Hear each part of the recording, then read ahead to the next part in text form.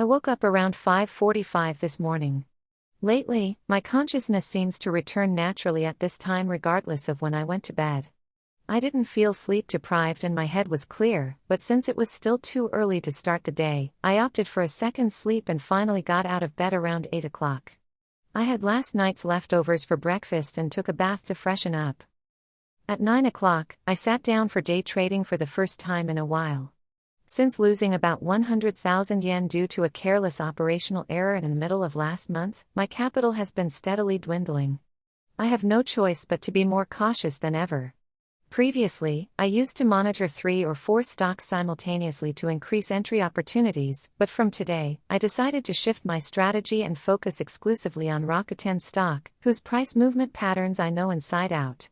I cleared out Kikkoman last week, and today I closed my position on KDDI early for a profit of about 2,500 yen while it was on an upward trend. I wanted to let the profit run a bit more, but I prioritized concentrating my funds on Rakuten. Rakuten stock today had no major swings and continued to rise steadily until an hour before the close. There was that characteristic meanness to the stock, where it occasionally showed signs of a trend reversal that made me hesitate over whether to cut my losses, but I ended up with a profit of 12,000 yen. I'd say it's a decent restart. In the evening, I headed to OK Store for groceries.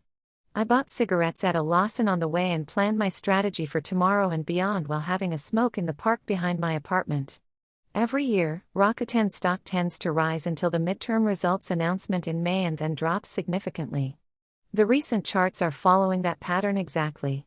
While I'm optimistic about the few long positions I've kept, the challenge is identifying the bottom after the results.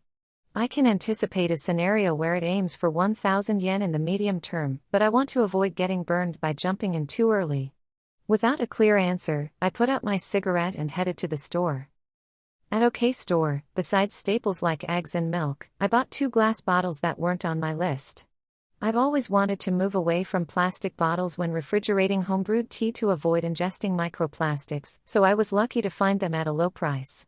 The act of throwing away my current plastic bottles might seem to go against reducing plastic, but I consider it a worthwhile investment in my own health. When I got home and opened my PC, my Chrome news feed was, as usual, filled with AI-related topics. I normally skim through them, but today several articles caught my eye.